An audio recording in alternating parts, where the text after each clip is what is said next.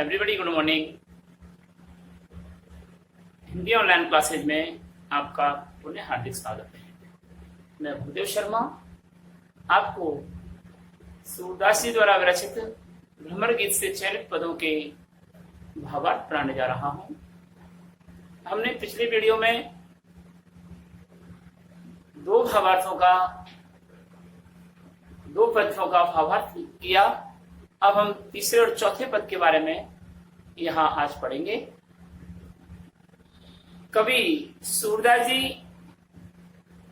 कहते हैं कि गोपियां उद्धव के योग संदेश का तिरस्कार करती हुई उद्धव का मजाक बनाती हैं और कहती हैं, विलग जनी मानहु उद्धव प्यारे,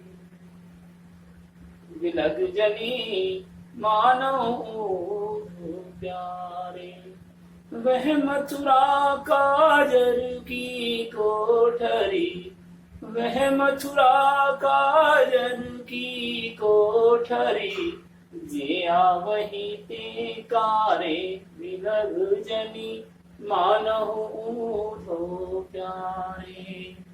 तुम कारे सुफलक सुतकारे, कारे मधुप गवारे।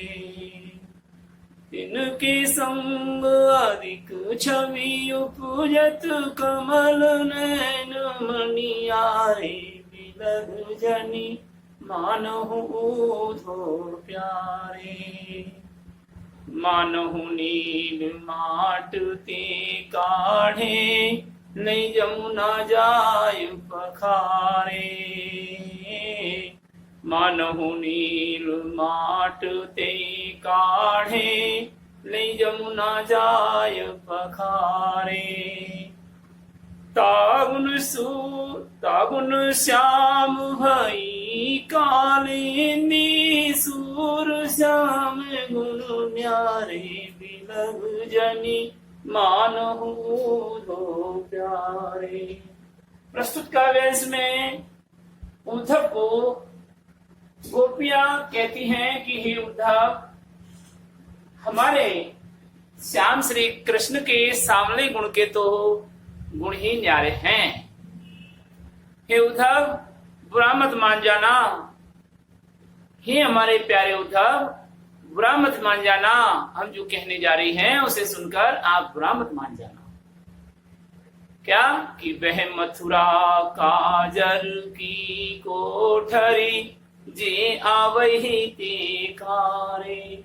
तुम्हारी वह मथुरा नगरी काजल की कोठरी के समान है। यानी यहाँ अपमान का अद्भुत रूप है। काजल ब्रज भाषा का रूप है, तद्भव है। इसका तत्सम बनेगा कज्जल या काजल। तो वह मथुरा जिस प्रकार काजल की भरे हुए कमरे में से निकल करके कोई व्यक्ति बाहर निकलता है तो निश्चित रूप से उसके ऊपर एक लकीर काजल की पड़ ही जाती है। काजल की कोठरी में कैसो भी शयन हो जाए, एक रेख लागी है पे लागी है सो लागी है। यानी काजल की कोठरी में कितना ही शयना व्यक्ति चला जा, एक रेखा तो उसके शरीर पर काजल की अवश्य लगती है। तो उसी का यहाँ पर चित्रण करते हुए कवि सूरदास जी कहते हैं कि गोपियां उद्धव का मजाक बनाते हुए कहती हैं कि अरे उद्धव, हम जो कहने जा रही हैं उसे सुनकर तुम बुरा मत मान जाना। वह मथुरा नगरी, तुम्हारी प्यारी मथुरा नगरी तो काजल की कोठरी है। वहां से जो कोई भी आ रहा है वह काला ही काला आ रहा है। और देखो संयोग की बात भी यही होती कि तुम कारे सुफलक सुतकारे, कारे मधुप भवारे। अरे ओ उद्धव, तुम भी काले हो और वह सुफलक सुत अर्थात वह क्रूर जी का नाम सुफलक सुत, सुफलक के बेटे, और वह सुफलक सुत यानी अक्रूर जी जो कृष्ण बलराम को लेने मथुरा आए थे, कृष्ण बलराम को लेकर चले गए। कृष्ण बलराम को लेने के लिए गोकुल आए थे और लेकर के मथुरा चले गए, वो भी काले थे। और काले मधुप भवारे, और यहाँ जो भ्रमर गुंजन करता हुआ फिर रहा है वह भी काला है। संयोग की बात देख लो कि तुम भी काले हो, मथुरा से अक्रूर जी आए वो भी काले हैं, और तुम्हारे साथ साथ ये भंवरा भी गुंजन करता हुआ घूम रहा है, यह भी काला है। उन सारे काले काले लोगों के बीच में तिनके संग अधिक छवि उपजत कमल नयन मणियारे जनी मनहु दो प्यारे। हे उद्धव, तुम भी काले, वह क्रूर जी भी काले थे, और यह भंवरा जो यहाँ पर गुंजन करता हुआ भ्रमण कर रहा है यह भी काला है। इन सब काले काले लोगों के बीच में श्याम वर्ण वाले श्री कृष्ण जी की सुंदर छवि उत्पन्न होती हुई उनके कमल नेत्र मणियों की भांति प्रकाशमान हो रहे हैं। जैसे कहा जाता है ना, अंधों में काना राजा, ऐसे ही काले काले लोगों में हमारे सांवले कन्हैया मणि की भांति प्रकाशित हो रहे हैं, और उनके कमल नेत्र मणि की भांति उज्जवल होकर के प्रकाशमान हो रहे हैं। इस प्रकार उद्धव का उपहास बना दिया गोपियों ने, और कहने लगी, मानहु नील माटुती काढ़े लई जमुना जाय पखारे। हे उद्धव, हमें तो ऐसा लग रहा है मानो तुम्हारे श्री कृष्ण नील माट से काट लिए गए हैं, नीले रंग से भरे हुए मिट्टी के बर्तन से निकाल लिए हैं। देखो छापाकार जो होते हैं, जो छपाई का काम करते हैं, रंगरेज जिसको कहते हैं, वो अपने बड़े बड़े मिट्टी के बर्तनों में रंग भर लिया करते हैं, और उनमें कपड़ों को डाल करके और निकाल करके और भी हैंगर पर या डोरी पर रस्सी पर टांग देते हैं। तो उसका अद्भुत चित्रण करते हुए गोपियां कहती हैं कि हमें तो ऐसा लग रहा है मानो श्री कृष्ण को नीले रंग के भरे हुए बर्तन में डालकर निकाल लिया और यमुना नदी में जाकर पखार लिया, धो दिया। जिस नील रंग के सांवले रंग के कारण, के गुण के कारण यमुना नदी भी सांवली हो गई। तागुण श्याम भई कालिंदी सुर श्याम गुण न्यारी बिलग जनी मानहु दो प्यारे। इसी गुण के कारण वह कालिंदी नदी यमुना नदी सांवली हो गई। इसलिए हे उद्धव, सूरदास जी कहते हैं कि गोपियां कहने लगी कि हे उद्धव, श्याम गुण के तो, श्याम रंग के तो गुण ही न्यारे हैं, अर्थात भगवान श्री कृष्ण के सांवले रंग के गुण के तो अद्भुत ही चित्रण है, यानी श्याम वर्ण के तो अद्भुत ही गुण है। तो इस प्रकार से गोपियां उपहास बनाती हैं। अब मैं सप्रसंग इसका भावार्थ कर रहा हूं, इधर मुझे देखने की आवश्यकता नहीं होनी चाहिए। प्रस्तुत काव्यांश हमारी पाठ्य पुस्तक सृजन के सूरदास द्वारा विरचित चयनित भ्रमर गीतों के से लिया गया है, भ्रमर गीत से चयनित पदों से लिया गया है, जो हमारी पाठ्य पुस्तक के अध्याय 2 में संकलित है। प्रस्तुत काव्यांश में गोपियां उद्धव के योग संदेश का तिरस्कार करते हुए उसका उपहास बनाती हैं और उसे अपनापन दिखाती हुई मजाकपूर्ण शब्दों में कहती हैं कि हे उद्धव, हे हमारे प्यारे उद्धव, हम जो कहने जा रही हैं उसे सुनकर आप बुरा मत मान जाना। तुम्हारी वह मथुरा नगरी तो काजल की कोठरी के समान है, जिसमें से कोई निकलता है वह काला ही होकर चला आता है। अर्थात वहां से जो आ रहा है वह काला ही काला होता आया है। उदाहरण देते हुए गोपियां कहती हैं कि तुम भी काले हो, मथुरा से आए हो, और कृष्ण बलराम को लेने के लिए अक्रूर जी भी मथुरा से आए थे, वो भी काले थे, और यह भ्रमर जो यहाँ पर गुंजन करता हुआ घूम रहा है यह भी काला ही है। उन काले काले लोगों के बीच में, मथुरा के उन काले कलूटे लोगों के बीच में श्याम वर्ण वाले कृष्ण की छवि अद्भुत सुंदरता का प्रतीक बनकर निखर रही है, और उनके कमल नेत्र मणियों की भांति प्रकाशमान हो रहे हैं। हे उद्धव, हे उद्धव, हमें तो अब ऐसा लगने लगा है मानो हमारे श्री कृष्ण को नीले रंग से भरे हुए बर्तन में से निकालकर यमुना नदी में जाकर धो लिया, जिसके कारण यमुना नदी भी सांवली हो गई। सूरदास जी कहते हैं कि गोपियां अनन्य भक्ति प्रेम भाव से कहने लगी कि हे उद्धव, ये श्याम गुण तो बड़ा ही निराला है, कृष्ण के रंग वाला यह गुण तो बड़ा ही निराला है। जिस पर सांवला रंग चढ़ जाता है, श्याम रंग चढ़ जाता है, वह दोबारा उतरने वाला नहीं होता है। हमारे पर भी श्री कृष्ण का श्याम रंग चढ़ चुका है, भला हम तुम्हारे योग संदेश के रंग को कैसे स्वीकार कर लें। अब विशेष में क्या लिखेंगे?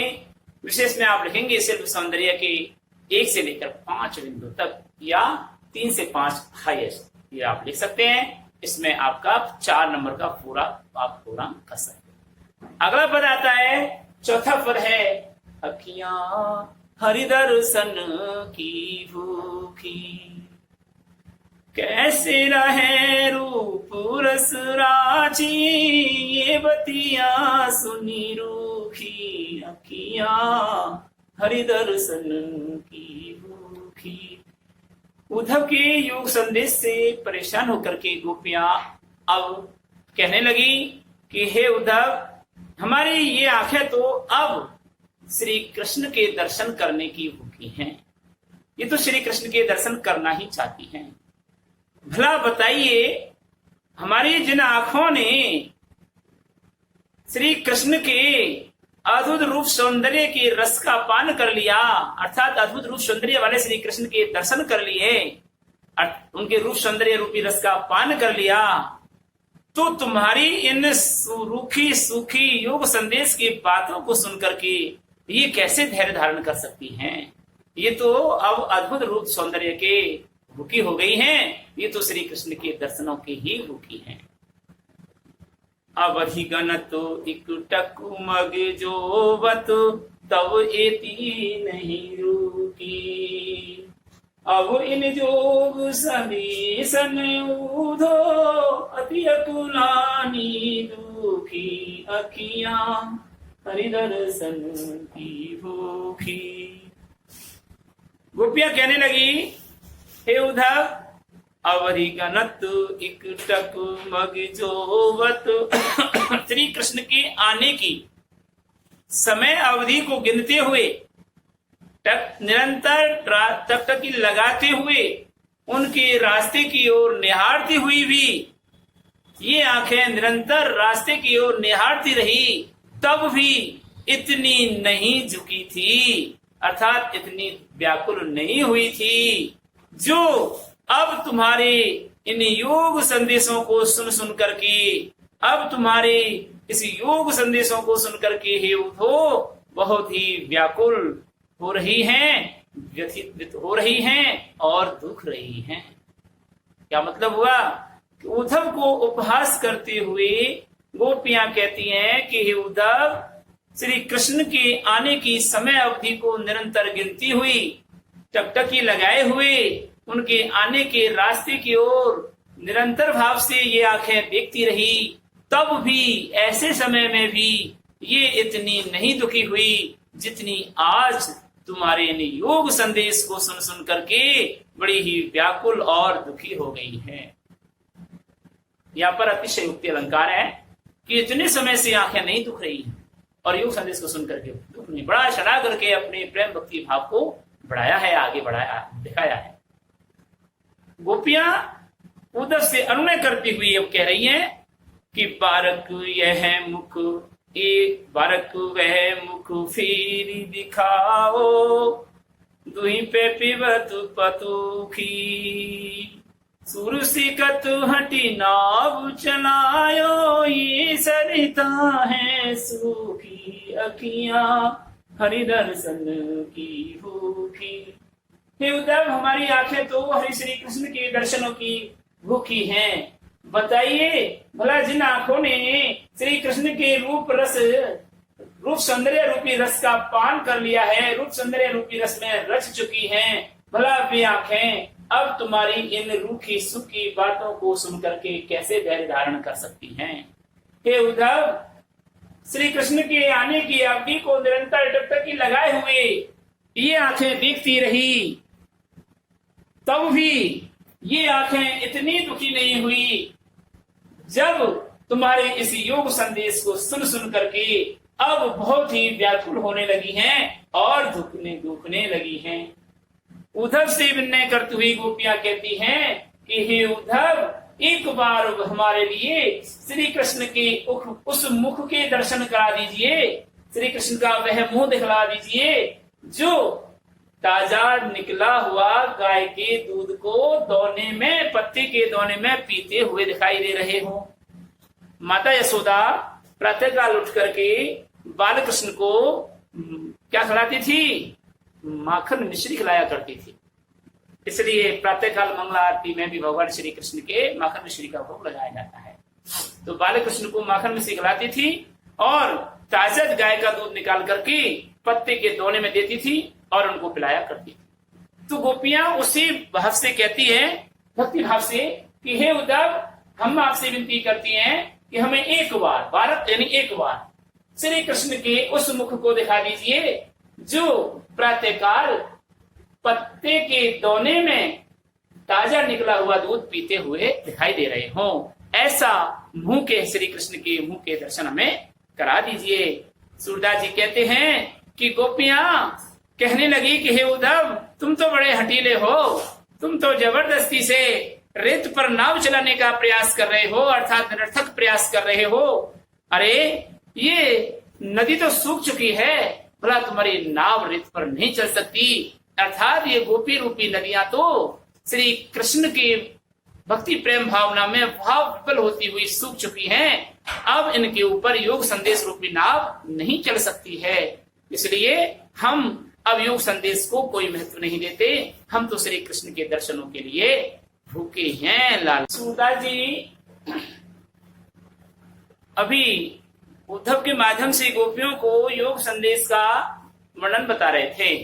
सूरदास जी कहते हैं कि उद्धव योग संदेश सुनाते हुए कह रहे थे कि निगम ध्यान मुनि ज्ञान अगोचर, यानी वेद विद्याओं के अध्ययन से, मुनियों के ज्ञान ध्यान से और तप बल से, साधना से, भक्ति मार्ग से ईश्वर को प्राप्त किया जा सकता है। ईश्वर अजन्मा है और फिर आपको मुक्ति मिल सकती है। तो गोपियां एक शब्द विशेष को पकड़ लेती हैं और उद्धव का मजाक बना के रख देती हैं। गोपियां कहती हैं कि अभी निर्गुण उपदेश दे रहे थे उद्धव जी कि भगवान श्री कृष्ण तो निर्गुण है, निर्विकार है, निराकार है, सर्वशक्तिमान है, सर्वसत्तावान है और ईश्वर हैं। वह तो मन मानव रूप में ईश्वर की लीला करने के लिए आए हैं, वो तो निर्गुण हैं। अब उन्होंने एक शब्द पकड़ लिया निर्गुण, तो गोपियां कहने लगी कि निर्गुण कौन देश को वासी, निर्गुण कौन देश को वासी, मधुकर हसी समुझाय सहारे, बूझत साच नहासी, निर्गुण कौन देश को वासी। कि हे उद्धव, ये निर्गुण कौन से देश का निवासी है? अब क्या जवाब देने वाला है उद्धव इसको? को है जनक जननी को कैयत, कौन नार को दासी, कैसो अरन वेश है, कैसा की रस में अभिलाषी। हे उद्धव, ये निर्गुण कौन से देश का निवासी है? हे मधुकर, हे भवरे, हे उद्धव, हंसकर के सारा सब कुछ समझा दे। तुम्हें सौगंध देकर के हम सच जानना चाहती हैं, बूझत यानी जानना चाहती हैं, न हंसी, इसे मजाक मत समझना, हंसी मत समझना। हम सचमुच में तुम्हें सौगंध देकर के सच जानना चाहती हैं, इसे हंसी मत समझना कि निर्गुण किस देश का निवासी है। और को है जनक जननी को कैयत, को है जनक जननी को कैयत, कौन नारी को दासी, कैसो वरन विष है कैसो कि रस में अविनाशी, निर्गुण कौन देश को वासी। हे उद्धव, इस निर्गुण की कौन तो पिता है, कौन इसकी माता है, और कौन इसकी पत्नी है, और कौन इसकी दासी है, हमें सब कुछ सच बता दे। और इसका कैसा रूप रंग है, कैसी वेशभूषा है, और कौन से रस को प्राप्त करने की इच्छा रखता है, कौन सा रस प्राप्त चाहता है। अब इस प्रकार से प्रश्न पूछ रही है तो उद्धव क्या होता है, निरुत्तर बन जाता है कि निर्गुण कौन से देश का निवासी है। और भी एक कंडीशन और उत्पन्न कर दी कि पावेगो पुनि कियो आपनो, जोर कहेगो गासी। पावेगो पुनि कियो आपनो, जोर कहेगो गासी। सुनति मौन है गयो ठगो, सो सूर सवै मति नासी, निर्गुण कौन देश को वासी। क्या स्थिति उत्पन्न कर दी कि हे उद्धव, यदि तू अब हमसे झूठ बोलेगा, हमसे मजाक बनाएगा, तो तेरे कर्मों का फल तू अवश्य पालेगा। अब ये लोग उद्धव को लपेट दिया कि पावेगो पुनि कियो आपनो, अपने कर्मों का फल पुनः प्राप्त कर लेगा। जोरे अरे ओ उद्धव रे, कहेगो गासी, हमसे यदि झूठ बोलेगा, हमसे झूठ कहेगा या हमसे मजाक कहेगा, तो निश्चित रूप से तू अपने किए हुए का परिणाम अवश्य प्राप्त कर लेगा। इस प्रकार से सूरदास जी कहते हैं कि इस प्रकार से उद्धव गोपियों के इस प्रकार के प्रश्नों को सुनकर मौन हो गया और ठगासा रह गया, अर्थात सन्न हो गया, चुप पड़ गया कि उसका जवाब नहीं बनता। और ऐसा लग रहा था मानो उद्धव की सारी मति मर गई हो, सारी बुद्धि का विनाश हो गया हो, कोई जवाब देते नहीं बनता। तो पूरे पद का अर्थ क्या निकल करके आ रहा है कि गोपियां उद्धव से कहने लगी कि हे उद्धव, यह निर्गुण कौन से देश का निवासी है। हे मधुकर अर्थात हे भवरे, हे उद्धव, हंसते हुए हमको सब कुछ समझा दे, सच समझा दे। इसमें तुम्हें सौगंध देकर हम सच जानना चाहती हैं, इसे हंसी मत समझना। क्या जानना चाहती हैं, इसका वर्णन करते हुए सूरदास जी कहते हैं कि गोपियां कहने लगी कि कौन इस निर्गुण के माता हैं, कौन इसके पिता कहलाते हैं, यानी कौन इसके पिता है, कौन इसकी माँ कहलाती है, और कौन इसकी पत्नी है तथा कौन इसकी सेविका है, दासी है। उद्धव, इसका रूप रंग वेशभूषा कैसी है, और कौन सी रस को प्राप्त करने का इच्छुक है, अर्थात किस प्रकार से आनंद प्राप्त करता है। हे उद्धव, यदि इन सब का उत्तर देते हुए तुम्हें नहीं आता और तुमने हमसे झूठ कहा, तो तू अपने कर्मों का फल अवश्य प्राप्त कर लेगा रे। इस प्रकार गोपियों के प्रश्न को सुनकर के उद्धव तो बेचारा ठगासा रह गया और चुप हो गया। ऐसा लग रहा था मानो उसकी बुद्धि का विनाश हो गया हो और वह निश्चेष पड़ गया हो। अब यही प्रसंग, संदर्भ प्रसंग और व्याख्या और विशेष आपको उसमें लिखना था। इस प्रकार की ये व्याख्या होती है। अगला बिंदु आता है पद नंबर 6, अंतिम पद के लिए। इसमें गोपियां अपनी विरह वेदना में व्यथित हो रही हैं, श्री कृष्ण के वियोग में किस प्रकार से दुखी हैं, अपने हृदयगत भावों को वर्णन करते हुए उद्धव के सामने प्रस्तुत कर रही हैं और कह रही हैं कि बिन गोपाल वैरिन भई गुंजई, बिन गोपाल वैरिन भई गुंजई, तब ये लता लगत अति शीतल, अब भई विषम ज्वाल की पुंजई, बिनु गोपाल वैरिन भई कुंजई। हे उद्धव, बिना गोपाल श्री कृष्ण के अब हमारी ये कुंज गलियां हमारी शत्रु बन गई हैं। जब यहाँ श्री कृष्ण रहते थे तो ये कुंज गलियां हमें सुंदर लगती थी, आकर्षित करती थी, बड़ी ही सुहावनी लगती थी, लेकिन अब तो हमारी ये शत्रु बन करके और हमें सता रही है।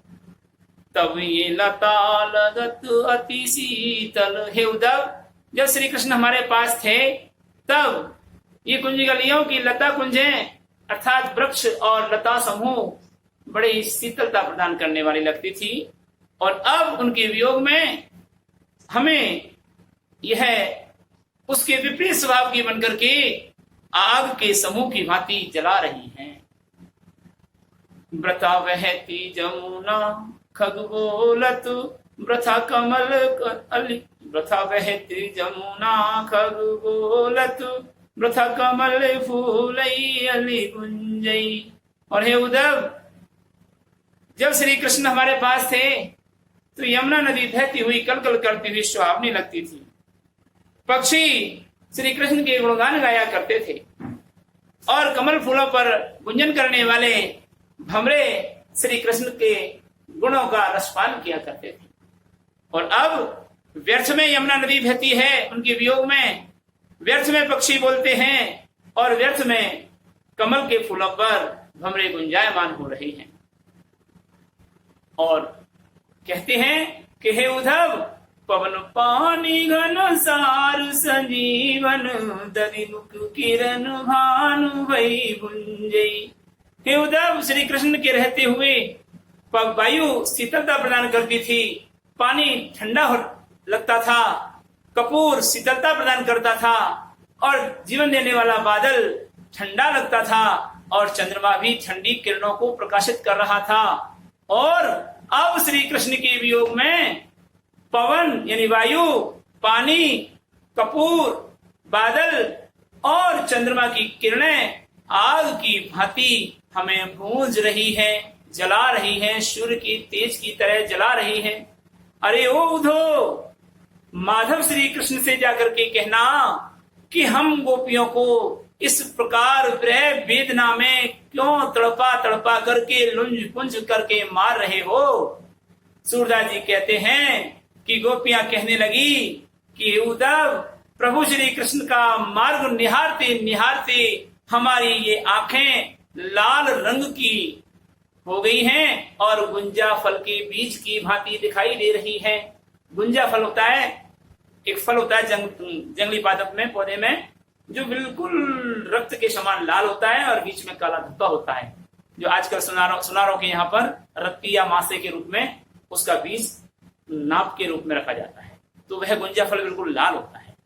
तो कवि सूरदास जी ने अनुपम यहाँ पर उदाहरण दिया है कि हे उद्धव, अपने माधव श्री कृष्ण से जाकर के कहना कि हम गोपियों को इस प्रकार विरह वेदना में डाल करके क्यों लुंज पुंज करता हुआ मार रहे हो, अर्थात लूला लंगड़ा बना दिया है, क्यों मार रहे हो। सूरदास जी कहते हैं कि गोपियां कहने लगी कि अरे उद्धव, हम तो श्री कृष्ण की राह देखते देखते ये हमारी आंखें तो अब गुंजा फल की तरह लाल हो गई हैं और दुखने लगी हैं। तो इस पद का दोबारा से पुनः अर्थ देख लीजिए, मैं इसकी तरफ नहीं देखेंगे और आपको अर्थ दिखा रहे हैं। प्रस्तुत काव्यांश सूरदास द्वारा विरचित, हमारी पाठ्य पुस्तक सृजन की सूरदास द्वारा विरचित भ्रमर गीत से चयनित पदों से लिया गया है, जो हमारी पाठ्य पुस्तक के पाठ नंबर 2 में संकलित है। प्रस्तुत काव्यांश में श्री कृष्ण के वियोग में तड़पती हुई गोपियों ने विरह वेदना का उल्लेख किया है। गोपियां कहती हैं कि हे उद्धव, श्री कृष्ण के बिना ये कुंज गलियां हमारे लिए व्यर्थ और बेकार होते हुए शत्रु की भांति व्यवहार कर रही हैं। श्री कृष्ण के रहते हुए ये वृक्ष समूह बहुत ही शीतलता प्रदान करने वाले थे, और अब उल्टे स्वभाव के बनकर के, विपरीत स्वभाव के बनकर के अग्नि की भांति हमें जला रही हैं, अग्नि का समूह बनकर के हमें जला रहा है। श्री कृष्ण के वियोग में व्यर्थ में यमुना नदी बह रही है, व्यर्थ में पक्षी बोल रहे हैं, और व्यर्थ में कमल फूलों पर भंवरे गुंजन करते हुए व्यर्थ में परेशान हो रहे हैं। हे उद्धव, वायु, पानी, कपूर, बादल और चंद्रमा की किरणें शीतलता प्रदान करने वाली होती हैं, किंतु श्री कृष्ण के वियोग में ये विपरीत स्वभाव की बनकर के सूर्य की भांति हमें जला रही हैं। अरे ओ उद्धव, अपने माधव श्री कृष्ण से जाकर कहना कि हम गोपियों को इस प्रकार विरह वेदना में डालकर क्यों तड़पा तड़पा कर लुंज पुंज करता हुआ मार रहे हो। सूरदास जी कहते हैं कि अनन्य भक्ति भाव से गोपियां उद्धव से कहने लगी कि हे उद्धव, हम तो, हमारी ये आंखें तो श्री कृष्ण के रास्ते को निहारते निहारते अब गुंजा फल की भांति बिल्कुल लाल वर्ण की हो गई हैं और दुखी हो रही हैं। इस प्रकार ये इसका भावार्थ हुआ। अब आप इन सारे पद का सह प्रसंग व्याख्या करके और हमें गृह कार्य में देंगे। तो आज का गृह कार्य लिख दीजिए। आज का होमवर्क क्या है?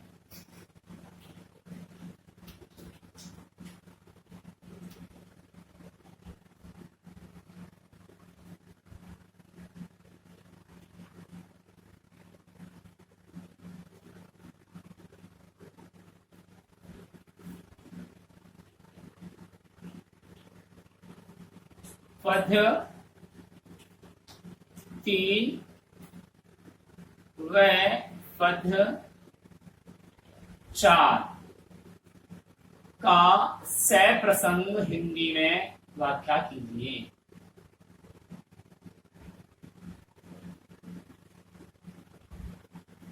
व्याख्या कीजिए।